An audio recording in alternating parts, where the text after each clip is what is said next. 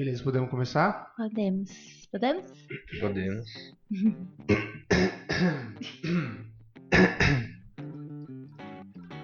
Fala pessoal, estamos aqui mais uma semana para gravar o Arc 2P. Eu sou o Danilo, estamos aqui com o Satoshi, Opa! estamos com a Elis Oi. e estamos com uma convidada ilustre, a Carol. Tá animada, né? E a gente... Elis, por que a Carol tá aqui hoje? Qual que é o nosso tema? Tá certo. Hoje a gente vai falar sobre projeto legal. Pausa para... Ninguém vai fazer piada Ninguém sobre vai esse fazer tema, piada. esse nome. Então tá bom. E aí a gente convidou a Carol, que também é mackenzista, é minha amiga de faculdade, para falar sobre esse tema que eu acho que para a maioria dos profissionais, assim, é óbvio que a gente sabe do que se trata, mas não é um mundo que quase todos convivem, assim, né? Então, nada melhor do que alguém que realmente esteja trabalhando diretamente com isso, que é o caso da Carol. Então, obrigada. Vocês pelo convite. E se apresenta um pouco, conta o que você faz, só pra gente provar o porquê que a gente convidou a pessoa certa, entendeu? Pra esse tema. Bom, eu sou arquiteta de formação, trabalho com obra, construção civil, e minha principal clientela é construtor que faz casas com intuito de venda. E essas casas a pessoa precisa de documentação. Então não é algo como uma pessoa que vai construir uma casa direto para ela, que às vezes nem sabe o que precisa, faz a casa, pode até contratar um arquiteto ou não, e faz a casa e muitas vezes acaba nem aprovando. Esse tipo de público, ele precisa da documentação toda certinha para depois fazer uma venda financiada, coisas assim. Então, a gente faz toda a parte de projeto, de obra e também a parte de aprovação. Aí acaba que, como tem muito pouca gente que trabalha com essa parte de aprovação em São Paulo inteira, acaba que a gente vai sendo indicado para isso por outros arquitetos, até procuram só para a parte de aprovação, porque é algo um pouco mais específico que a maioria das pessoas não tem muita paciência, na verdade. Eu não tenho. A maioria dos arquitetos não tem paciência, porque um negócio que muda muito, que você tem que ir indo atrás. E só residencial vocês fazem ou todo tipo comercial? Eu faço todo tipo de aprovação, a maior parte é construção menor, então é aprovação em subprefeitura. SEAB, que é construções maiores, construtora, prédios de apartamento, eu faço também, mas é lógico que o número é bem menor para mim, no caso. Eu tenho algumas experiências com esse tipo de projeto que não são muito boas, assim. Também. Mas porque eu não conhecia pessoas que faziam só isso. Eu acho importante. Na verdade, assim, eu acho que, primeiro, tem uma grande falha no nosso ensino, na faculdade, que a gente não existe. Só ouve falar, assim, de longe. E passa longe também. E então, quando chega no momento que a gente se forma e está na profissão, a gente vê essa defasagem gigante nesse tema, que eu acho que talvez por isso que todo mundo tem esse meio, esse receio. E, ao mesmo tempo, tem pouquíssimos profissionais na área que acabam tendo essa paciência para realmente se especializar no assunto. Então, vou falar, tipo, eu sempre considerei como um complementar, um projeto complementar nos meus projetos. Então, sempre deixei claro no contrato para os meus clientes que, assim como o projeto de hidráulica, de elétrica, de ar-condicionado, o projeto de prefeitura ele é um projeto complementar. Meu escritório não fazia justamente por não ter essa experiência. Eu sempre deixei claro, falei, cara, como eu não tenho experiência no assunto, como muda toda hora, você vai perder muito mais tempo se eu for fazer. Pode causar problemas grandes, que o problema que a gente vê das pessoas não terem experiência e tentarem fazer é essa tentativa. Essa tentativa pode causar muitos problemas para o proprietário, indeferimentos, multas altíssimas, então não é algo que você consiga tentar. Não deu certo, tudo bem, desiste, tudo bem, né? Para no meio, porque é um processo. Então, depois que você declara alguma coisa lá, não tem como voltar atrás. Então, se tem alguma coisa errada, o prejuízo pode ser grande. Perfeito. E foi mais ou menos isso que aconteceu. Ainda bem que você já fez o spoiler. Mas foi mais ou menos isso que aconteceu. E então, assim, é importante conhecer profissionais. Acho que do mesmo jeito que a gente sempre fala de todas as áreas da arquitetura, né, paisagismo, interiores, cada uma das áreas que é interessante você ter essa especialização, porque aí você garante que essa pessoa pessoa realmente faz aquilo com propriedade, em vez daquele profissional que faz de tudo, mas você sabe que pode ter uma falha em cada um deles. Então é importante conhecer esse profissional, eu acho muito importante dessa área de projeto legal, porque com certeza eu vou precisar da sua ajuda mais à frente. Então, eu não sei eles falou que também já teve...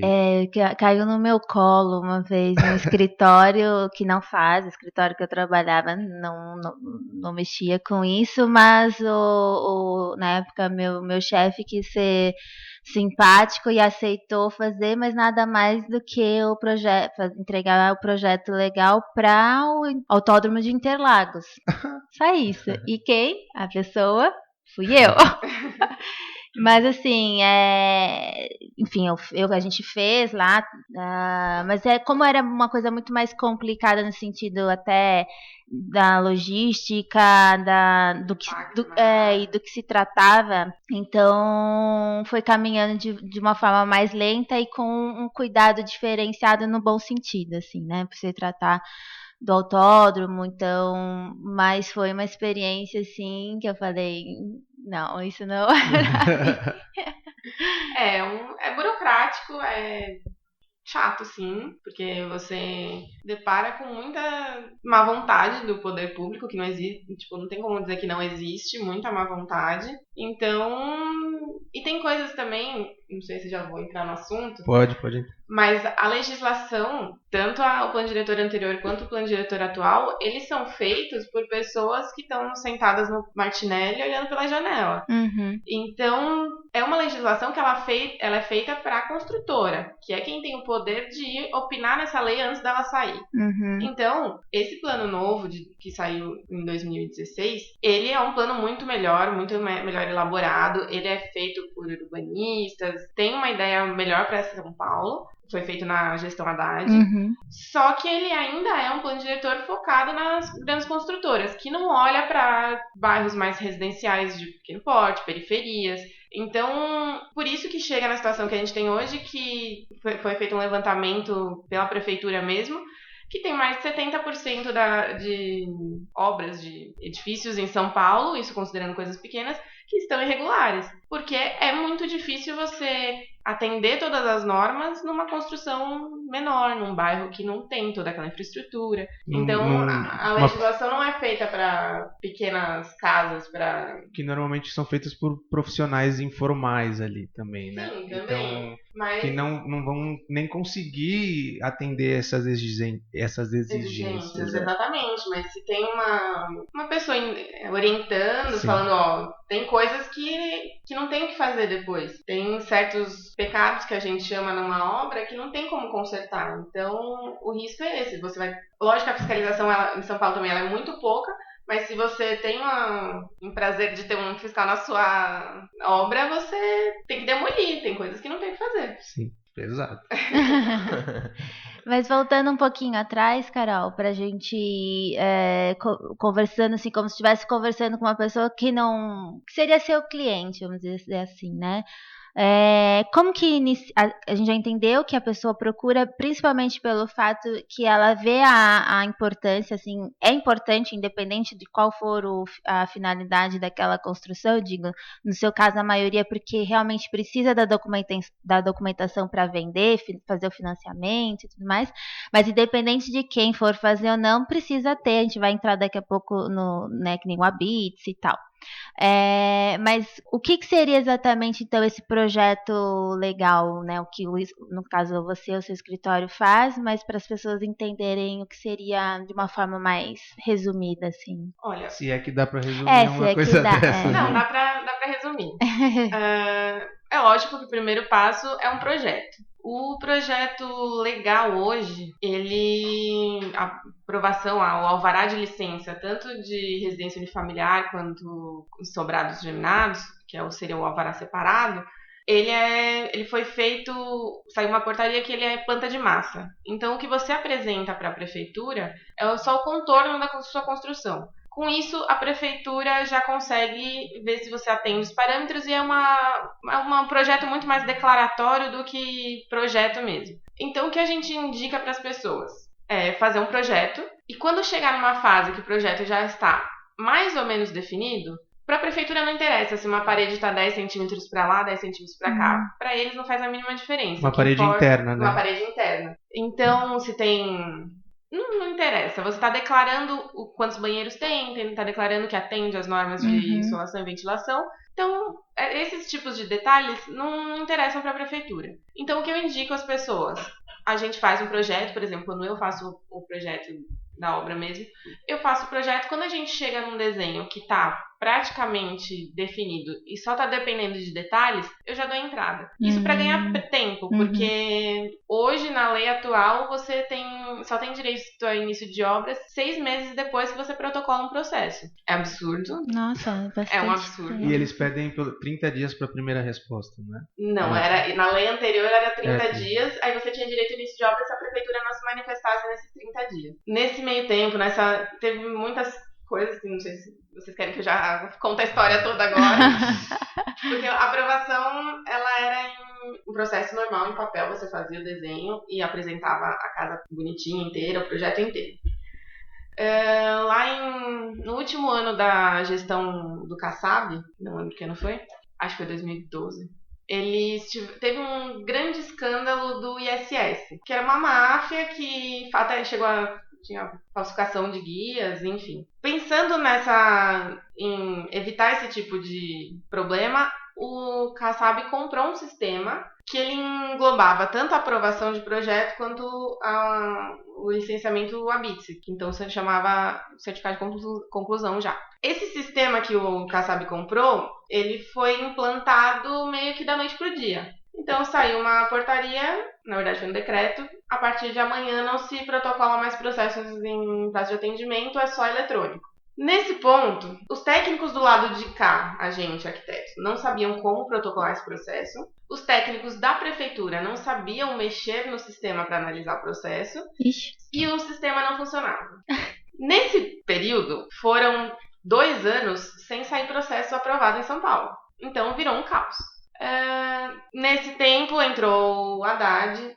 Ele tentou arrumar as coisas, viu a situação. A prefeitura sofre com isso também, porque para de entrar impostos, ISS, IPTU também, né? Então, o Haddad resolveu, nesse meio tempo estava se discutindo o plano diretor novo, o Haddad ele tentou resolver a situação. Ele juntou os principais técnicos de cada subprefeitura que aprovavam projetos, fez reuniões na prefeitura para entender as principais reclamações.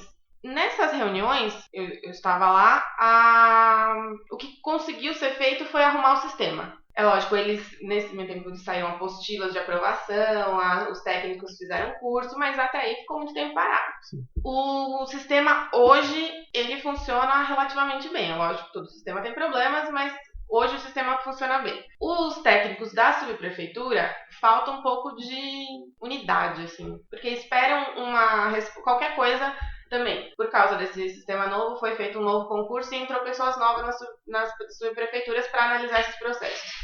E essas pessoas não têm muito respaldo para chegar e falar, não, isso pode. Então, a lei sempre deixa algumas margens, então eles ficam esperando respostas da SEAB, que demoram para vir. Nesse tempo, a aprovação parou de um jeito que São Paulo não andava, nesses 3 anos até resolver isso. Nossa. Então, são 3 anos que como tinha esse 30 dias de direito de início de obras, ninguém parou de protocolar o processo para poder ter um pedido de alvará e esperava um comunique-se para ver o que fazia. Então, acumulou absurdos de processo nas caixas das subprefeituras, que até hoje não foi resolvido, sinceramente. E também teve muita gente que esse sistema eletrônico, ele tirou muita gente do mercado. Aquele tiozinho que aprovava o projeto desenhando na prancheta, não consegue mais. E que já tinha aquela experiência de sempre fazer o mesmo estilo, mesmas coisas, mesmas informações. E não se adaptou ao sistema, às vezes nem no CAD mexia.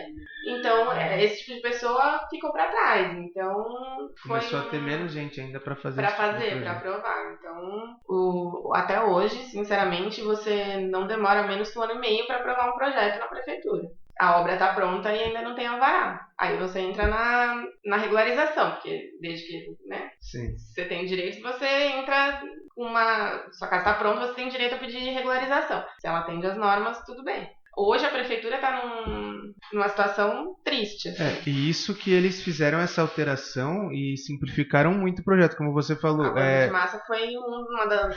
Eu cheguei a fazer um projeto de prefeitura há uns 5, 6 anos. Era em São Carlos, mas eu acho que tinha exigências parecidas com aqui. E eu lembro que tinha que fazer tabelas de aberturas de cada ambiente para você saber se é insolação, ventilação. Mas isso até hoje. Então, não, hoje na aprovação de São Paulo não precisa mais. Hoje na de São Paulo ela é simplificada, como ela falou. É só a massa, é só o contorno dos... Não, mas insolação e iluminação... Você não tem que fazer os cálculos. Você declara em nota que o responsável não precisa ter mais aquela tabelinha do lado? Não precisa. Olha então só. Simplificou bastante. Então imagina, simplificando do jeito que simplificou, assim, ainda realmente. Demora 1 ano e meio pra aprovar. Então não pode mentir muito agora.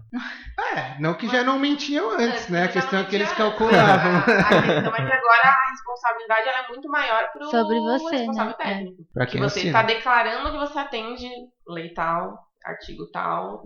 É que nem Eles pra... estão falando, eu confio em você, só assina aqui. Por favor. que já é um peso, né? Mas o que aconteceria? Tipo, o morador poderia processar o arquiteto se ele tivesse algum problema de saúde, por exemplo. Não, mas se a prefeitura constatar que não atende, a prefeitura pode... Aí dá uma multa. Conheço uma baita de uma multa, tem que arrumar a obra. Eu conheço um caso de um prédio, um arquiteto conhecido que fez. Ele era um prédio de apartamento, só que ele fez muito mais do que podia ser construído naquele terreno e deu entrada na SEAB.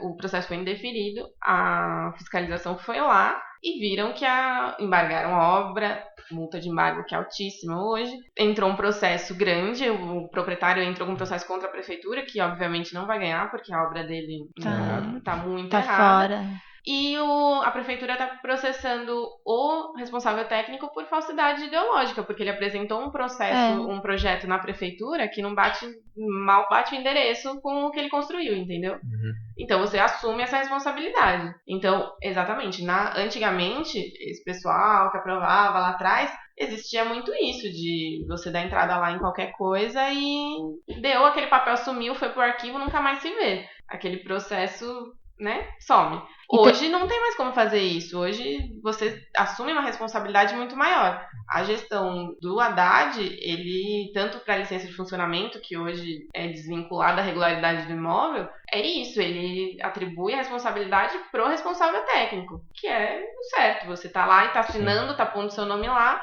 você tem que saber o que você tá autorizando ser feito. Então também faz sentido a prefeitura hoje ter uma estrutura menor de pessoas, né? Já que a responsabilidade passa pelos próprios profissionais. Se o negócio funcionasse direitinho e, né, não se não tivesse ficado a fila, né? Essa fila toda, com certeza era um processo. Tanto que hoje tem as residências unifamiliares, quando é uma casa só no lote, não depende de desdobro, ela não é mais aprovada na subprefeitura, ela é aprovada no INCEL, que é um departamento dentro da SEAB. A promessa, quando foi transferido isso, né, foi uma aprovação em 30 dias. Não existe também. Hoje uma aprovação de residência unifamiliar também demora coisa de 1 ano. Mas é por causa desse acúmulo. Se você pegar um processo, uma planta de massa, não tem o porquê demorar tudo isso. É um negócio simples. Atende, não atende, é isso. Na verdade, mais pra com ver... a inteligência artificial hoje, isso não deveria nem precisar de alguém, velho. Você faz a massa por cores, por hatches ali, teoricamente... Exatamente. Um computador conseguiria analisar. É que ainda o computador chama José, João. E aí esse José, esse João, ele é um pessoal desse concurso novo que também não veio lá muito preparado. Nem muito afim, né? Nem muito afim, mas não muito preparado em relação à cidade em si. Sim. Então eles não consideram que Campo Belo é diferente da Sé, entendeu? Sim. E não dá pra aplicar a lei a cidade de São Paulo é um absurdo de grande e as diferenças são enormes. Não tem como você aplicar a mesma lei ao pé da letra, mesmo porque a própria lei dá brecha para muita coisa. Sim. Então é complicado. Então essa planta de massa eles acabam vendo mais, porque assim, antigamente o que eles viam, até que o Satoshi comentou, do quadro de áreas e tal, era tudo que seguia, só para colocar aqui, o código de obras, né? Então tem que ter tanto de abertura, inclinação de rampas, né? Até por questão de acessibilidade, e a gente mesmo, quando faz, também também tem que colocar como se estivesse seguindo exatamente as exigências da acessibilidade. Então, o profissional também assina como se estivesse fazendo o que seria relacionado a isso. Mas eu digo, na planta de massa, então ele vê mais recuos. Taxa de ocupação, coeficiente de aproveitamento. E principalmente recuo de vizinhos, né? Distância do recuo de vizinhos. E a parte de taxa de ocupação, coeficiente, área, para depois cobrança de ISS e IPTU. E essa parte de acessibilidade, insolação, todo o código de obras é declaratório. Tá. Então, você, nas notas, você declara que atende. É algo meio estranho também, mas você não pode dizer simplesmente atendo o código de obras. Você tem que dizer atende o artigo tal, atende o artigo tal, atende o artigo tal. Porque se é comercial, são outros artigos que você atende. Então, você tem que dizer certinho cada artigo que você está atendendo lá. Então, hoje vocês entregam a planta mais uma documentação não, que é na planta, na já planta vai mesmo. as notas, tá. mas é um texto enorme. Ainda tem uma tabela que é diária, mas não é relacionada a aberturas, que é por isso que não tem mais isso. No projeto anterior eram 2 tabelas, uma de insolação e ventilação e a diárias. Hoje é só a diária. É que eu lembro que tinha que pôr ambiente por ambiente. Tinha que fazer o cálculo do tamanho da janela para saber quanto de insolação relacionado à área do ambiente. Né? Hoje você só declara que então você atendeu. Não, daqui a pouco você só manda um documento falando eu declaro que está tudo ok. Na verdade, o recuo é isso. A gente tem uma previsão, também acho que seria o final da conversa, mas uma previsão de anistia, que pelo que a gente teve acesso até agora de lei, de projeto de lei, vai ser declaratório. Até certa área, até 500 metros, vai ser declaratório. Então você vai falar, eu atendo tudo e é isso, minha área é tal, pode cobrar. E como a fiscalização é muito eficiente, né? Mas aí os arquitetos começam a ter muito mais medo também de fazer coisa errada. Sim. Eu acho, porque você assume uma responsabilidade muito maior. Se acontece alguma coisa... No começo, talvez, porque aí quando perceberem que não tem fiscalização e que se declara... É que a fiscalização é uma coisa assim até um pouco que vai além só do fato de um fiscal ir, né? Se acontece alguma coisa que a gente ouve muito hoje em dia com essa questão de acidentes, principalmente relacionado, que a gente pode falar depois não é o que você não faz lá, mas tem a questão, por exemplo, do bombeiro, do alvará de segurança. E hoje em dia a gente escuta muito, tal lugar não tinha, pegou fogo, então assim, o pós também, né? Às vezes o fiscal não vai, mas se que acontece... É outro tipo de responsabilidade também, né? Um alvará de bombeiro e um alvará que o recuo tá de 1,5 metro e não 1,20 m. Mas assim, pode acontecer alguma... na verdade, o que você assegura é a segurança da obra. Sim. Então, por exemplo, licença de funcionamento hoje, ela não é ligada à regularidade do imóvel. Porque o imóvel pode estar irregular, pode ter uma área maior do que é permitido, mas é um imóvel seguro, tá ok, tá de pé, tá bonitinho. Aí você consegue tirar uma licença de funcionamento. Isso é completamente justo, porque... Falharam antes, por que não vou poder tirar uma licença agora? Então, hoje tem a licença condicionada, que ela é condicionada a uma futura regularização. Quando você tiver a oportunidade, que seria no caso dessa anistia, você é meio que obrigado a entrar com essa regularização. Para a prefeitura é ótimo, porque impostos entrando, e a pessoa não deixa de funcionar. Perfeito. E a questão de segurança ela é muito maior em licença de funcionamento, porque é na licença de funcionamento que pedem segurança, extintores, não é na aprovação. Eu fiquei até um pouco... tenso, né? Eu quase achei que eu assinei uma responsabilidade aqui por esse podcast.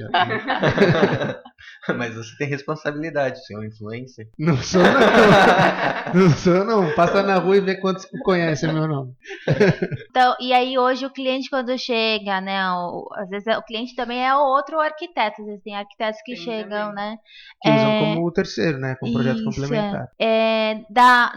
No caso da obra, então, além do projeto em si, né, esse projeto já mais caminhando para um projeto básico, né, além disso ele precisa também de certas documentações do imóvel.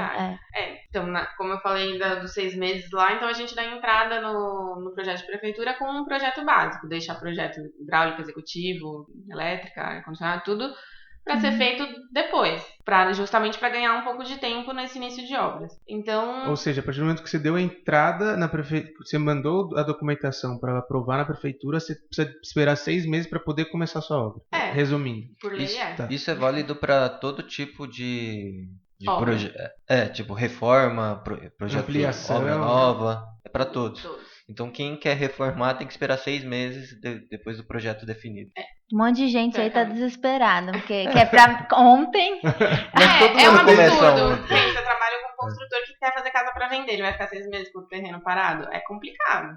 Sinceramente, pouquíssimas pessoas obedecem. É que pra construtora... Eu tenho que deixar claro que a lei é essa. Se tiver algum problema, tá sabendo que a lei é essa. É que pra construtora é um pouco mais fácil, eu entendo, porque ele já trabalha com isso, então dá pra fazer um planejamento, Se né? programar. Agora, pra quem... comprei uma casa, quero reformar, tem que esperar 6 meses, sabe? Pensa só em projeto de arquitetura, o cara quer reformar o apartamento dele, que teoricamente não precisa de aprovação, blá, blá, blá. Ele chama você 15 dias antes dele quer começar a obra. Né? Imagina pra fazer pra construir. Pra ontem, né? Que planejamento é 6 meses. 15 dias pra começar e 1 mês pra terminar. Se um cliente me chama 1 mês antes do que ele quer começar a obra, ou que tipo, ele acabou de comprar um apartamento, já falou, nossa, esse cara se planeja. Imagina uma construção 6 meses depois que aprovou. Ou seja, você já teve um tempinho de projeto antes disso pra você chegar num projeto, né, mais ou menos aquilo que ele pretende. Então é por isso que eu tento fazer isso, definir um projeto básico e depois entrar na parte de detalhes pra ganhar tempo. Então a pessoa tendo esse projeto, não precisa ser tão detalhado, mas um projeto do que ele vai fazer realmente em relação à área e tal, a gente dá entrada. Se a pessoa vai fazer uma casa em um terreno, é uma alvará de aprovação e execução de residência unifamiliar. Esse é aprovado em céu na SEAB. Se a pessoa vai fazer alguma coisa que dependa de desdobro, que seriam 2 ou mais casas, aí a aprovação é na SEAB. Aí é um alvará de aprovação, execução e desdobro, 3 alvarás separados, mas vinculados. O sistema já vincula, então a aprovação ela é feita junto. Então o processo é esse, definir um projeto e dar entrada nesses alvarás. Para dar entrada hoje, tanto a parte do técnico, do responsável técnico, que você consegue vincular um autor de projeto e um responsável técnico separados, e você consegue até colocar responsável técnicos diferentes por área. Então, qual área cada você um pode pôr mais de um responsável na hora para assinar esse projeto. Um pelo movimento de terra, outro dá para você separar isso. Isso é tudo feito, e tanto do proprietário também, é tudo feito por senha web, que chama. É uma senha que você abre na prefeitura, ela só serve basicamente para isso. Inclusive, tudo é online, só que para você fazer sua senha, você tem que ir lá na sua prefeitura. É um absurdo. Mas sim. Mas para gerar nota, fica um parênteses, para gerar nota também funciona. A senha web. Outro sistema, é a mesma senha, mas é outro sistema. Sim. A senha funciona em relação à prefeitura, para aprovação de projeto, PPI, essas coisas, levantamento de impostos e tal, e para nota fiscal também. Agora, nota fiscal, hoje a Receita está pedindo certificado digital, né? Então a prefeitura vinculou a senha a esse certificado digital.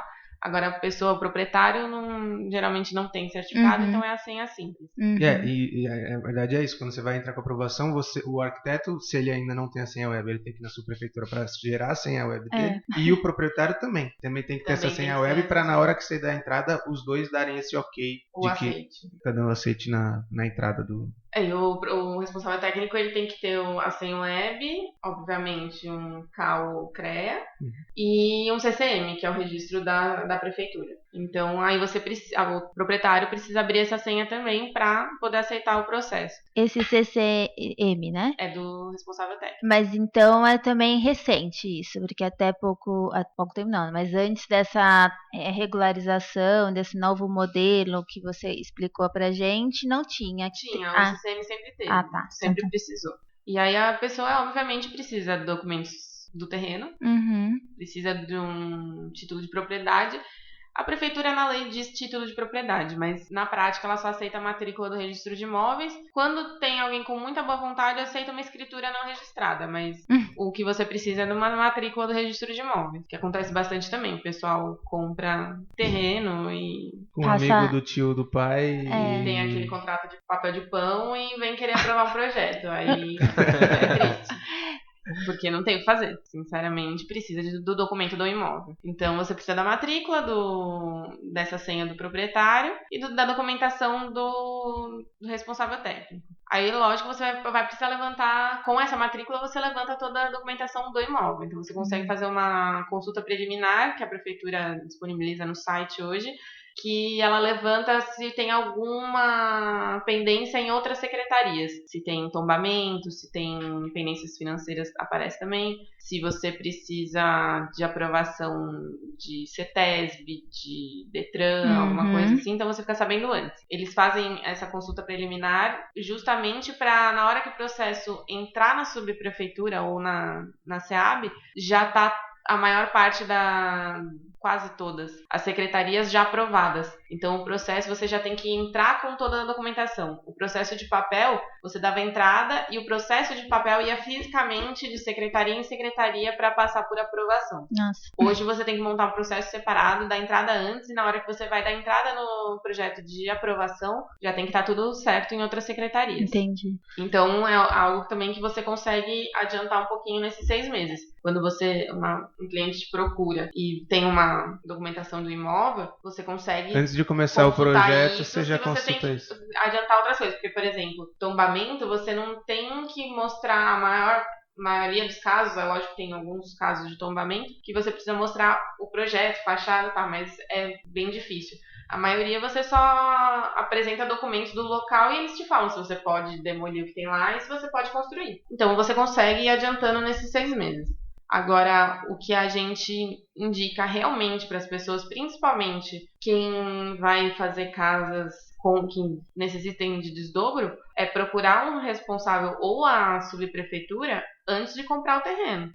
Porque com o plano diretor novo, tem zoneamentos que você simplesmente não pode fazer nada. Tem zoneamentos que você precisa fazer uma doação de calçada. Então, tem muita gente também que compra terreno imobiliário e depois vai procurar alguém para ajudar. Para ver o que pode fazer e não pode fazer o que ele quer. Então, o ideal realmente é você, na hora que for comprar o seu terreno, gostei desse terreno, o que eu consigo fazer lá? Porque deixar para depois você ficar na mão às vezes, né? E quando os documentos do imóvel, do terreno, enfim, não bate com a planejiometria? É muito difícil não bater, porque hoje o levantamento da prefeitura, o levantamento que eles têm disponível no GeoSampa, que chama o mapeamento, ele está muito atualizado. Se ele não bate, você consegue comprovar com fotos do local e entrar nesse tipo de debate com o técnico da prefeitura. Mas aí teria que fazer uma nova escritura, alguma coisa assim? Você diz a área do terreno?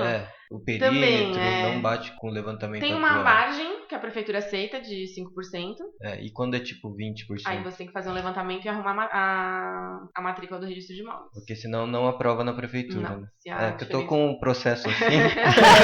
um amigo de um amigo meu. E tô, há muito tempo e, pelo menos da minha parte, acho que não tem mais o que fazer porque tem que ficar parado, né? Tanto que eu avisei, né, a cliente que isso ia acontecer porque estava fora e tinha chance de voltar o projeto e voltou, né, porque não atende mesmo. Bate. Só que ela falou, vamos tentar atender os outros comunicados, né, que são coisas mais básicas ali, e vamos tentar aprovar. Só que eu falei, não vai aprovar, né, então que processo a gente poderia fazer? Você tem que tomar cuidado com o Comunique-se Único, né, porque também saiu uma portaria que você dá entrada no processo, a prefeitura analisa, tem um comunicado. Se você não atender todos os itens desse comunicado, o processo é indeferido. Entendi. Então você não pode ir fazendo até dar certo um dia. Fizeram isso justamente para evitar essas pessoas que vão dando entrada e ficam tentando. E aí quem faz o projeto mesmo é a técnica da prefeitura, não o arquiteto responsável. É que eu lembro também antigamente, um tempo atrás, que às vezes você ia, voltava um comunique, quando você dava entrada de novo, voltava com um comunique novo, assim, que não outra tinha, pessoa que atendeu. Que não tinha no primeiro. Aí você fala, como assim? Não é porque não avisou antes. Né? Ou seja, agora tem mais chance de ser indeferido, porque pode ser que outra pessoa vai fazer e aquilo que você arrumou não foi o suficiente, porque outro viu mais coisa. Alguma coisa que você atendeu no primeiro comunique se implicou em outra, eles dão um novo comunicado. Mas se você não atendeu um item, a prefeitura tem a norma de indeferir. aparecem uns itens novos que não estavam no primeiro. Porque às vezes você muda uma coisa no desenho que acaba mudando outra. Então eles te dão essa segunda chance. Mas o problema é esse, o pessoal não sabia muito aprovar, dava entrada de qualquer jeito e ficava um processo lá dando 15 comuniques. Pra técnica da prefeitura, isso daí é um inferno, né? Pros técnicos que analisam isso. Porque eles têm que ficar arrumando desenho, praticamente eles refazem o desenho. Então não tem cabimento. Então hoje a norma é essa. Atender um comunique se você atende. Se tem uma coisinha ou outra pra mexer, tudo bem. Agora, se você não atendeu nada ou se o processo ainda tá muito longe de algo aprovável, indefere. Entendi. Mas esse caso das medidas do lote...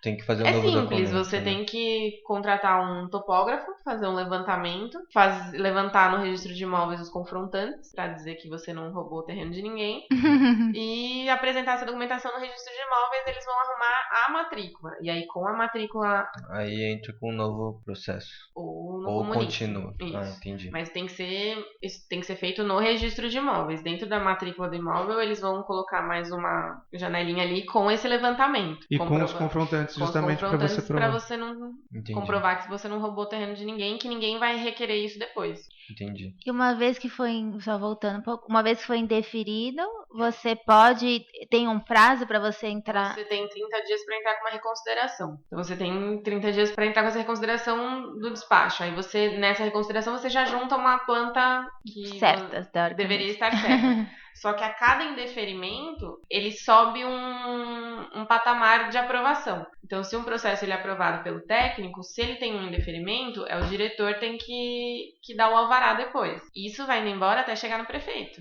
Então, Nossa, eu ia falar brincando, até chegar no prefeito é real. Não é real, não é muito longe do prefeito. Por exemplo, você dá entrada num processo, na subprefeitura você tem o técnico, coordenador, supervisor, subprefeito, e aí já vai direto pro prefeito. Então, são 4 indeferimentos aí. E isso gera custos também. A cada vez que você entra, você não... Não, você não paga a taxa nova. Tá. Mas vai ficando mais difícil de aprovar, porque vai demorando muito mais tempo. Sim. E, sinceramente, graças a Deus, comigo nunca aconteceu, mas...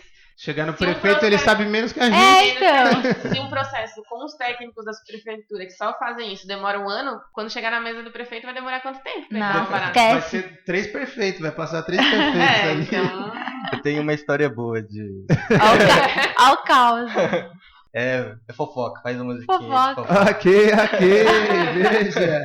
O Kenzo Tang, na década de 80, eu acho, ele fez um projeto pra Brasília. Você tá inventando isso agora? Pra criar fofoca? Você ouviu falar? Não, eu ouvi falar. Eu também não muito segura, né? Por isso que é fofoca. Não, eu trabalhei com um cara que trabalhou no projeto. E o projeto do Kenzo lá não tava dentro do que era permitido na cidade. E aí o projeto foi indo até chegar o prefeito e foi falar com o Oscar Niemeyer, né? Que era o criador, né? Aí o Oscar falou, é ele? Pode aprovar, meu amigo.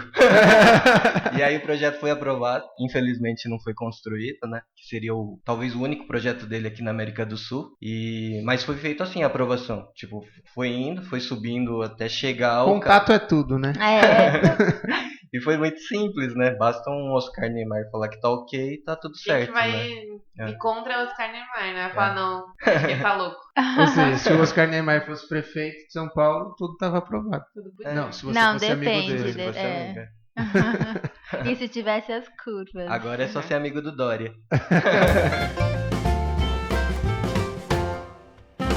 Mas, bom, então, sem dúvida, planejamento é tudo. É tudo no caso do projeto. Bom, qualquer tipo de projeto, mas essa questão do tempo, né? Colocar no papel o cronograma é importantíssimo, porque, enfim, não tem o que fazer. A gente precisa dessas aprovações e tem que entrar no ritmo deles, que hoje são no mínimo 6 meses. Então, na lei tá 6 meses. Sinceramente, é muito pouca gente que obedece esses 6 meses. Porque é bastante, né? Uhum. E, assim, se fosse 6 meses e em 6 meses você tivesse o alvará na mão, ok, você começaria a construir uma obra com o alvará na mão, mas não. Nem então são sempre. 6 meses e você ainda corre o risco de, no meio do caminho, a subprefeitura ou o técnico, seja lá quem for, falar, não, você não pode fazer isso. Por isso que é bom você entender ou procurar alguém que entenda das normas, da lei, porque às vezes você está projetando algo que acontece bastante. Um arquiteto projetar alguma coisa que simplesmente não pode ser feito. O que mais eu conserto de problemas, assim, de pessoas que vêm me procurar, outros arquitetos vêm me procurar, tem muita gente que já vem com um projeto que já foi indeferido, a obra já está lá na frente, só que quando é uma residência só, a maior parte é residências em bairros da City. E os arquitetos simplesmente ignoram a restrição contratual, que é característico da City, é uma escritura vinculada à matrícula do imóvel, que tem várias restrições que independem da legislação e que você tem que obedecer. Então, acontece muito de arquiteto ir lá, só dar uma olhadinha ali no zoneamento, é isso que eu posso fazer, e não olhar essa restrição contratual. Então, quando chega, o processo é indeferido, a obra já está começando e tem muita coisa que não pode ser feita. Aí Ou seja, você faz também a parte de consultoria para os arquitetos? Faço. Então, arquitetos que estão ouvindo... Hashtag fica a dica. Façam essa consultoria antes de projetar. Que aí evita retrabalho seu. Vai sair mais barato para você, meu amigo. Não, exatamente. E isso que se toca num ponto que é justamente não querer fazer aquilo que não é da sua alçada. Tanto o profissional mesmo, arquiteto, engenheiro, enfim, quanto principalmente o próprio, acho que não chega a ser uma pessoa física sem ser profissional na área que tenta fazer, até porque eles não recebem. Não pode. Mas acontece muito de pessoas hoje contratarem um pedreiro X para fazer sua casa e o pedreiro que vai falando, aqui faz isso e não tem documento nenhum e tal. E essas pessoas acabam descobrindo, deveriam ter pedido um alvará, deveriam ter uma documentação quando realmente precisam dela. No caso de ter algum problema durante a obra ou uma reclamação de vizinhos, porque hoje a fiscalização de São Paulo ela é muito pequena, né? Não tem nem condições de fiscalizar todas as obras. Mas se tiver uma denúncia de alguém, a fiscalização é obrigada a ir até lá. Se chegar lá e tiver tudo muito errado, ele tem que autuar, multas e tal. Se acontece algum acidente, alguma coisa na obra, a fiscalização obviamente também vai. Ou lá na frente, quando já tá tudo bonitinho, tudo pronto, e a pessoa quer vender a casa. E geralmente as imobiliárias também não são muito instruídas nisso e só vão descobrir que o documento não tá certo para venda quando já deu entrada e voltou do banco num financiamento. E aí o pessoal acha que isso se resolve em 15 dias. E não. Dependendo do que for. Regularização de imóvel ainda hoje é processo em papel, físico, e também demora um ano, porque são os mesmos técnicos que analisam a aprovação e regularização. Então... No período da manhã eles fazem a aprovação, no período da tarde eles fazem a regularização. É mais ou menos isso. Um dia eles... hoje eu vou fazer isso. Então, uma pessoa já vendeu, tá com o imóvel negociado, já foi pro financiamento e não tem documento e não vai resolver. E acontece muito isso, de gente que vai tentar fazer isso na hora de... recebe um imóvel de herança de pai, vai tentar passar o inventário, ver que a documentação tá toda errada. Também quando tem que fazer. Então, também é uma geração bastante mais velha que a gente, que fazia tudo assim, tinha documento tudo errado, aqueles contratos de gaveta, que os herdeiros que vão começar a ver isso, e a maior parte é herdeiro, às vezes tem aquela filha que é uma dona de casa, que nunca viu o documento, que o pai sempre tomou conta de tudo, morreu e a mulher e os filhos não sabem de absolutamente nada. Aí vem com aquelas pastas, aquelas caixas de documento, tudo cheirando a pó, e muitas das vezes não tem o que fazer, porque o imóvel não obedece absolutamente nada de parâmetros de legislação. Então... Não pode vender, não pode nada. Fazer praticamente nada. Mas pode entrar com pedido de demolição. Demolir você pode. Então, mas não sozinho. Então, o problema é esse. Hoje as pessoas descobrem que precisam desses documentos meio tarde. Realmente precisam deles. E aí já é tarde demais. E as multas, principalmente nessa legislação nova, é uma multa muito alta. Em torno de... A multa por falta de habite, de você usar um imóvel sem habite, é R$600 por metro quadrado. Se você pensar um galpão, uma empresa, isso quebra qualquer empresa. É verdade. A fiscalização, pelo menos a maior parte dela, assim, tem um pouco de senso de não imputar essa multa de cara, assim. Então, não tem a BITS, eles dão uma notificação, ó, corre atrás e resolve. Quando dá pra resolver, você dá entrada num processo de regularização e tudo bem. Agora, e se você não atende nada? A única forma de resolver é demolir.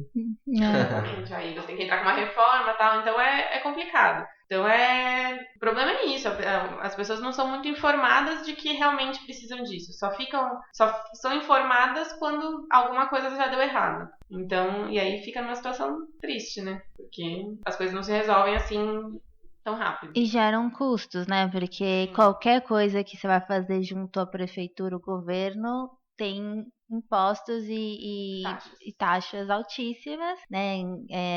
E aí, assim, também é legal que a pessoa se planeje nessa questão, né? Quando ela tá pensando, a gente até aqui num outro programa comentou muito do planejamento de orçamento e tal, que a gente fala sobre isso, e ter esse valor, esse montante também já destinado para o projeto, para aprovação, projeto legal, impostos e tudo mais, né? Que até, se você quiser falar um pouquinho sobre isso, sobre esses impostos e também você tem noção de se tem uma porcentagem ali em relação ao imóvel? Não sei se isso é... Não, Então, hoje você entra com um projeto de aprovação para poder começar a sua obra. Quando esse projeto é aprovado e você terminou a sua obra, você tem que informar para a prefeitura que você terminou a sua obra. Esse é o certificado de conclusão, mais conhecido como ABITS.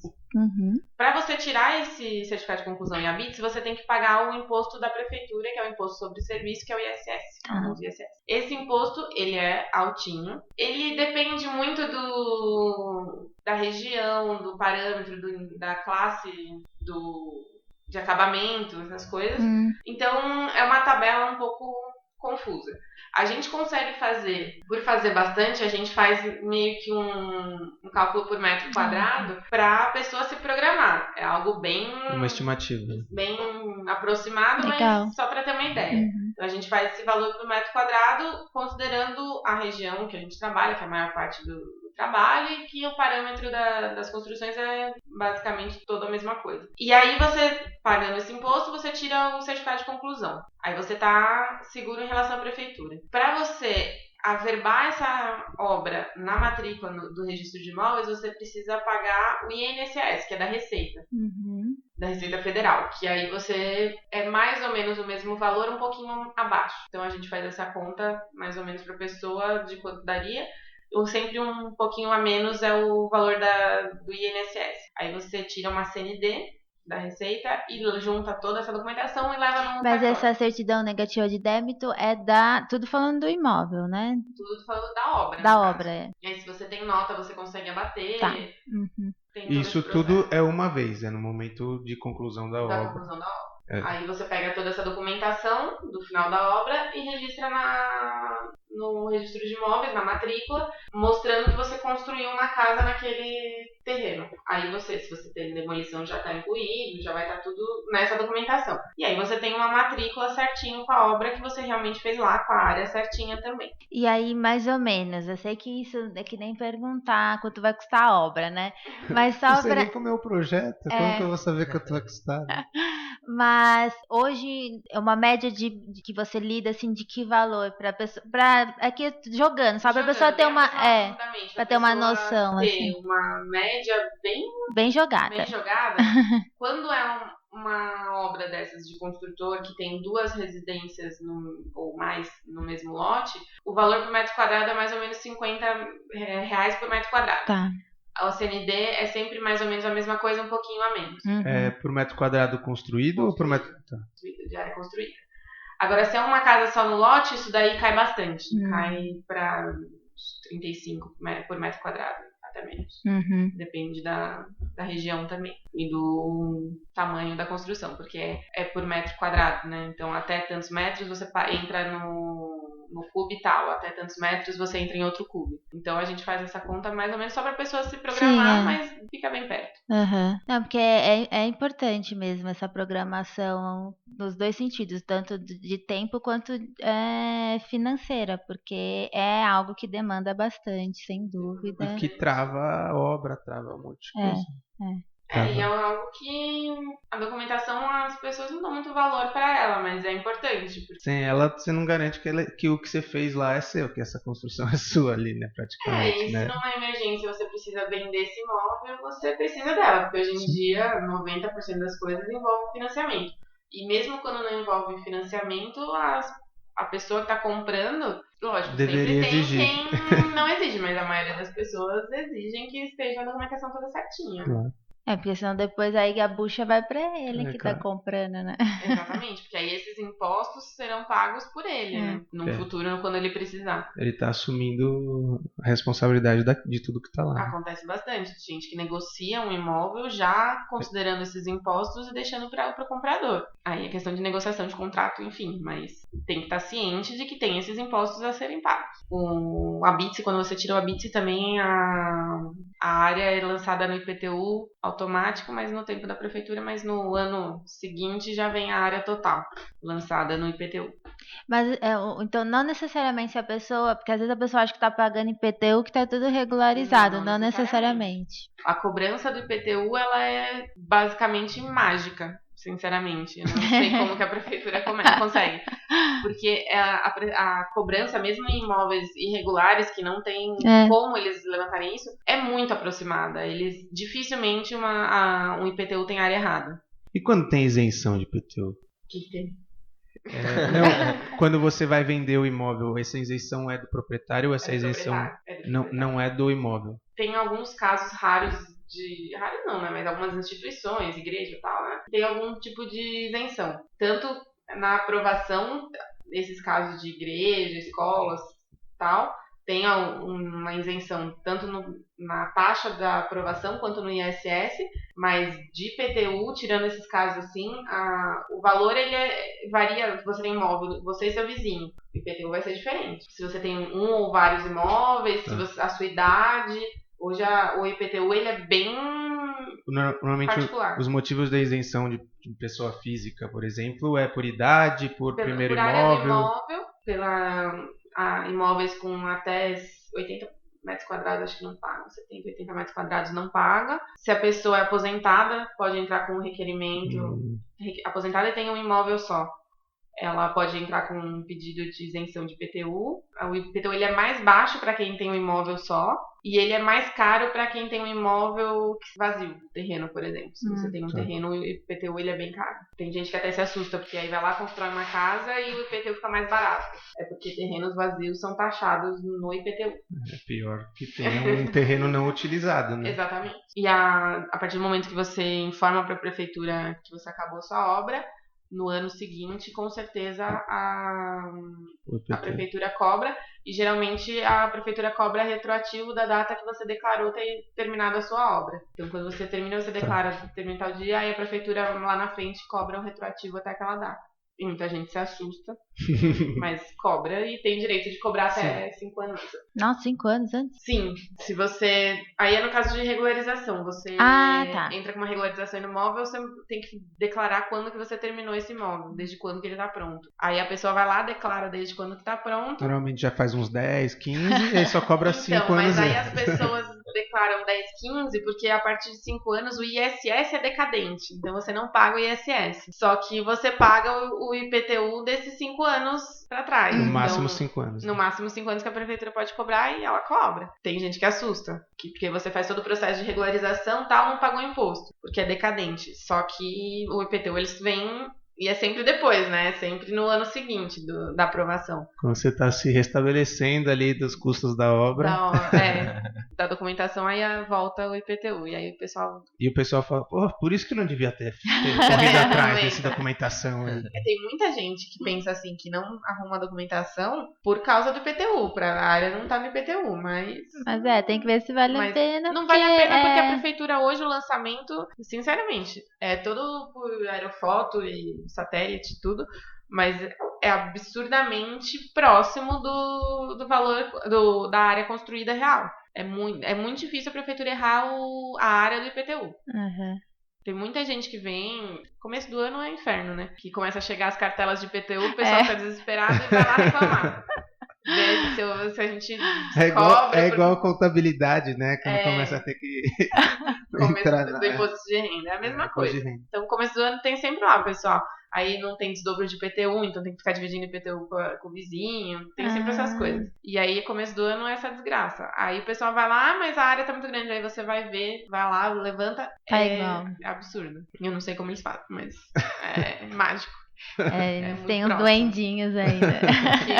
Fiscalização não tem, mas eu acho que eles têm. Eu sinceramente não sei, mas deve ter pessoal passando, levantando, porque só por foto mas não então tinha já ensina eles a fiscalizarem. Já tá lá, né? Já tá ali. Fica a dica.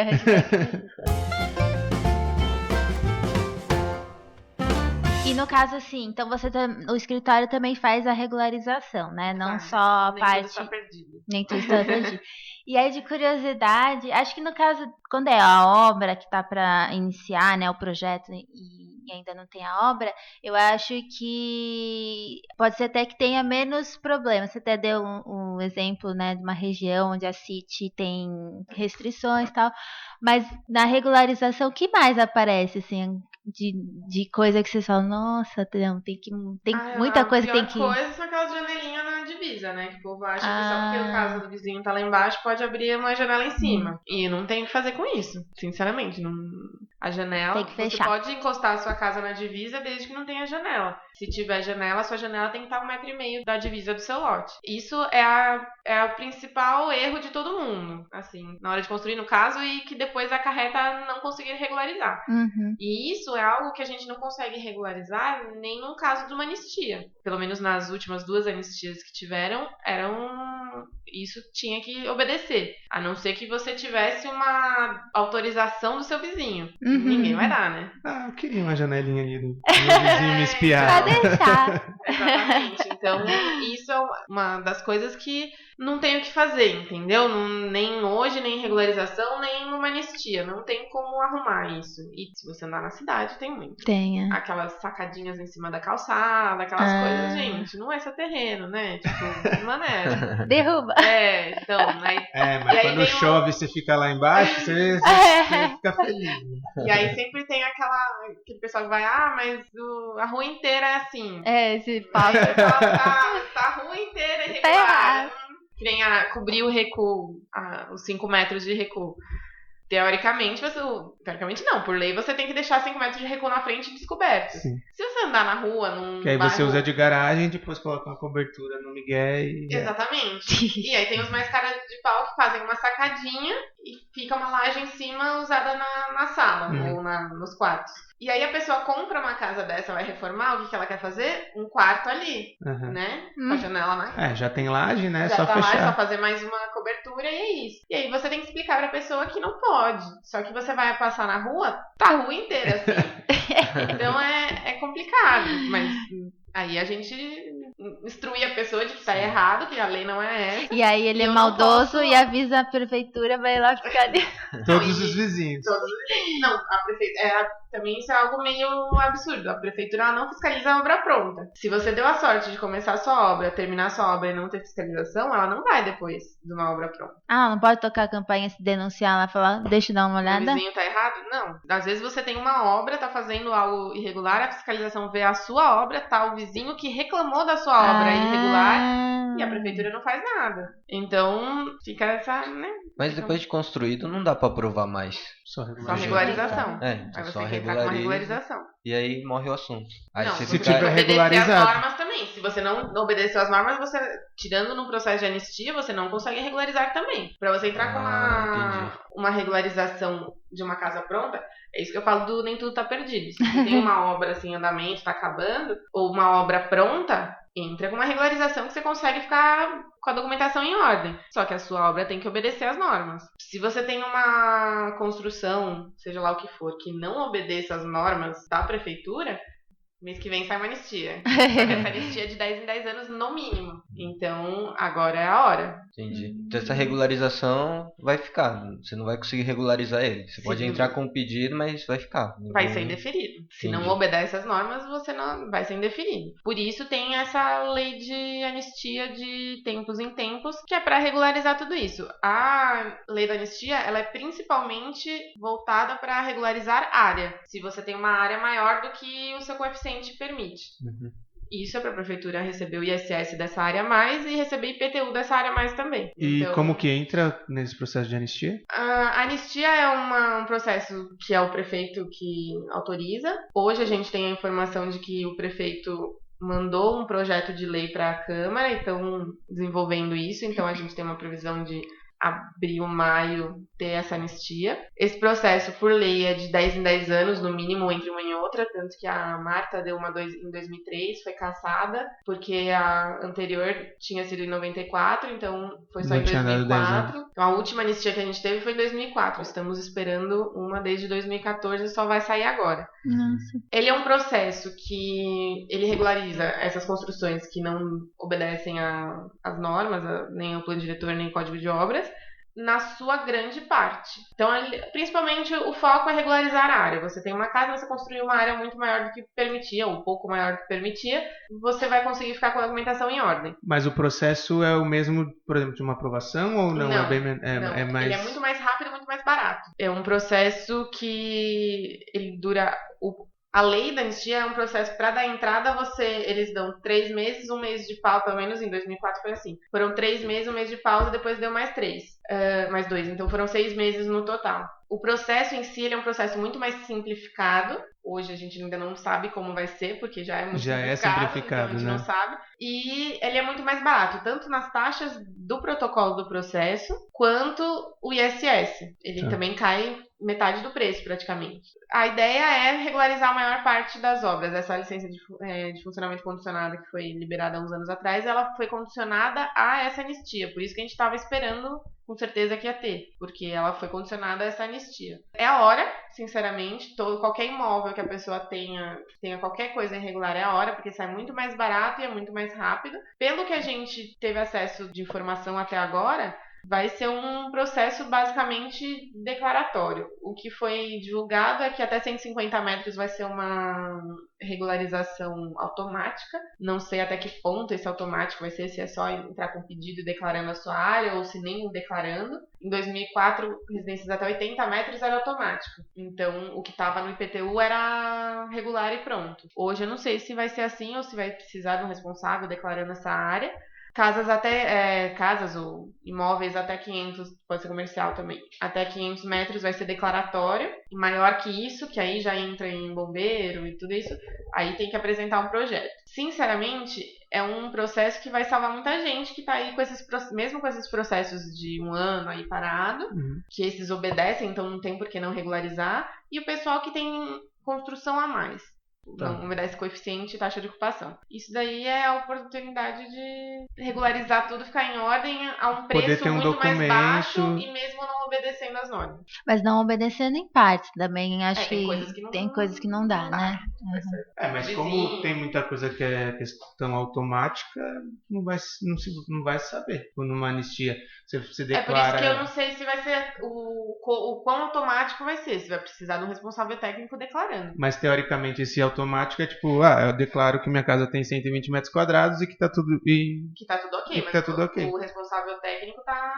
Se tiver a janelinha do vizinho ali... Pro técnico, você tá assumindo que tá obedecendo. A gente ainda não tem a lei para saber o que vai... Por exemplo, hoje um grande problema da regularização dos imóveis é a acessibilidade. A acessibilidade é uma lei federal. Eu, sinceramente, não sei como que vai ser feito isso. Porque se você pegar um terreno de 10 por 30 e o pessoal constrói um salão embaixo, salinha de dentista em cima, não tem acessibilidade. E é inviável colocar um elevador nesse tipo de imóvel. E aí, vai continuar irregular? Então, isso que a gente ainda não sabe como vai ser. E só com a lei na mão que vai dar para saber. Valores também, só com a lei na mão que dá para saber o valor desse processo. Mas é um processo que, se você não depende de nenhuma outra secretaria, qualquer uma que seja, tombamento, CETESB e tal, que a maior parte dos casos, é um processo muito rápido. Pelo menos na anistia de 2004, os processos, a maioria saía em menos de 30 dias. O que ficou enrolado, que tem enrolado até hoje, eu mesmo tenho uns 10 dessa época, são processos que dependem de trânsito, depende de CETESB, tombamento, essas coisas, que aí o negócio enrola. Sim. Agora, casa, principalmente, é muito rápido. Sempre que envolve CETESB, principalmente, é bem mais demorado e complexo a história. CETESB é aquele departamento que nem quem faz prefeitura quer pegar. Então, sei lá, você precisa construir uma casa em algum bairro tombado. Pacaembu tem uma parte tombada, City, Lapa, algumas das Cities são tombadas. Ok, a gente resolve. O tombamento ele é um pouquinho demorado, você tem que mostrar muita coisa. Às vezes, se é perto de um bem tombado, você tem que ficar mostrando muita informação. Agora, a CETESB, o negócio vai lá, fica no limbo e é isso. Vai e fica. E é triste. E aí você pensa, porque eles são rigorosos, mas aí o problema é justamente que fica essa coisa tão demorada e tudo mais, que acaba prejudicando mais ainda o que eles estão tentando simplificar. Com certeza. E o problema disso é assim, o projeto simplificado que foi a gestão da Haddad que colocou, a ideia é maravilhosa. Você tem um processo totalmente declaratório, que a responsabilidade técnica é do engenheiro ou do arquiteto. E online, né? Usando tecnologia. Online, e é isso que você falou, até um computador conseguiria ler aquilo, porque você preenche um formulário e manda uma planta, que nem precisaria da planta para falar a verdade. A promessa foi que com esse projeto simplificado, os processos fossem aprovados em 30 dias. Mas pouquinho a mais. Mas é isso, pessoal. É tanta coisa acumulada que demora muito. Aí se esse processo tem que, por exemplo, melhoramento viário, quando uma avenida tem uma faixa que você não pode construir porque no futuro talvez a prefeitura alargue a avenida. Você pode usar aquilo lá, é sua propriedade, mas você não pode construir nada lá em cima. Isso é analisado por PROGE, é um departamento que fica ali do lado da Galeria do Rock, na Galeria Olindo, que eles que analisam isso. Se você vai lá, assim, somando cada salinha dá uns 1000 anos de idade, entendeu? É só aqueles... São só 2 pessoas. Por aí. Então, é só um pessoal muito velho de prefeitura que tá faltando meses pra se aposentar e que não vai pegar pra aprender a mexer no computador agora, que não vai tentar mexer nesse sistema novo há um mês de se aposentar, sabe? Então, é isso. Os processos ficam lá e ficam. Teve uma defasagem muito grande entre os concursos da prefeitura. Pessoas concursadas realmente da prefeitura foi 70 e alguma coisa, e o outro foi 2014. Então, olha a diferença de geração. E provavelmente muita gente que entrou em 14 já quis sair porque não aguentava. Tem muita gente que pediu exoneração e tem muita gente que já entrou com a vontade daquela, né, de fazer, servidor público de esperar se aposentar, já pegar os do primeiro ano, já pega, não, daqui a pouco me aposento, 30 anos, não vou pegar esse projeto agora. É triste, mas tem bastante.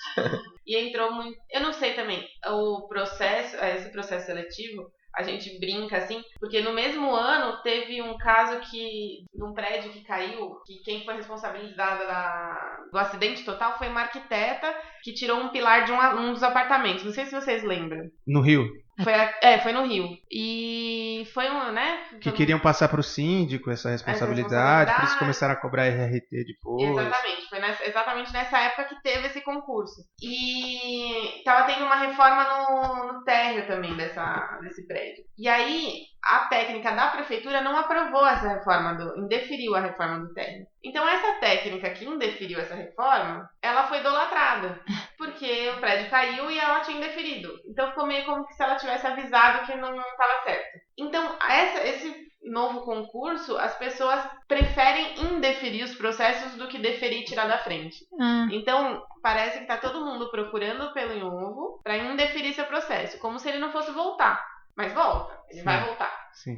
Ou como um novo processo, ou como reconsideração, ele vai voltar. E aí acaba que vai acumulando mais ainda, porque você vê claramente que a vontade não é deferir o processo. Aí só piora a situação, né?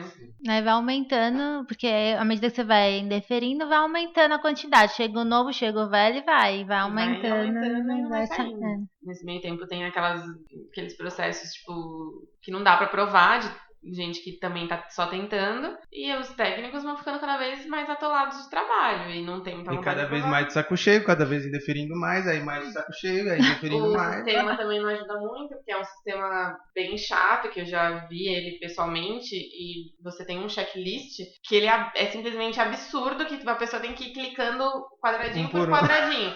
Só que aí ela dá o comunique-se, e quando volta, não é só os itens que ela comunicou que ela tem que clicar, ela tem que clicar em cada um por, tipo, tudo de novo. Então a pessoa demora um dia por processo. E aí, Clicando. não, é um trabalho de louco, assim. Aí a pessoa dá um comunique, se volta, aí tem aqueles técnicos que tá cheio por aí, que não... Tem de tudo, né? A prefeitura é um negócio engraçado.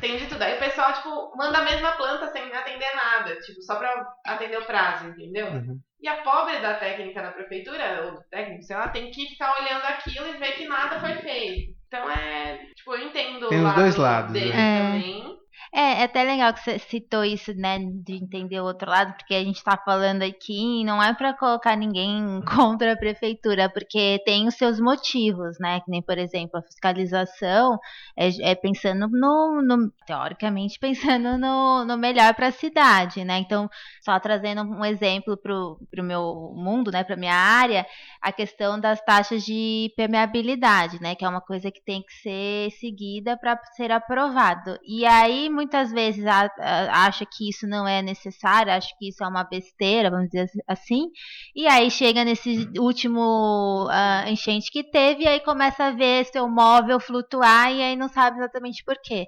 Então, assim, só tô dando um exemplo, não é que a prefeitura tá fazendo isso porque ela é chata, ou porque ela quer atrapalhar a vida de ninguém, não, é porque ela tá pensando, teoricamente, para a construção de uma cidade sustentável, uma cidade que seja, né, adequada para que todos possam viver lá, né? Mas aí a gente volta no ponto de que o plano diretor e todas essas taxas são feitas para a construtora. Mas aí exatamente. Se você pensar, hoje tem a questão da permeabilidade é uma delas, que hoje é 15% na maior parte da cidade. 15% num terreno de 1.000 metros para uma construtora... Ok, eles vão fazer de qualquer jeito um canteiro, né? Ok. 15 metros num terreninho de 5 por 25, 15% é muita coisa. Então, a pessoa ou tem quintal ou tem jardim. Então, a pessoa vai cimentar tudo aquilo, com certeza, mesmo se você fizer a obra. Depois do habite, a pessoa vai cimentar. Então, esse tipo de cuidado que falta um pouco. Hoje nesse plano diretor, saiu uma doação de calçado. A ideia é maravilhosa, você doar do seu terreno, você é obrigado a doar do seu terreno para a prefeitura a faixa de diferença da sua calçada hoje até 5 metros. Então, por exemplo, se a calçada tem 1,5 m, você teria que doar os outros 3,5 para a prefeitura, para a calçada chegar a 5 metros. Você pensa no texto da lei original, a cidade inteira deveria fazer essa doação. Se você pensar isso para uma construtora que vai derrubar um quarteirão inteiro, faz total sentido.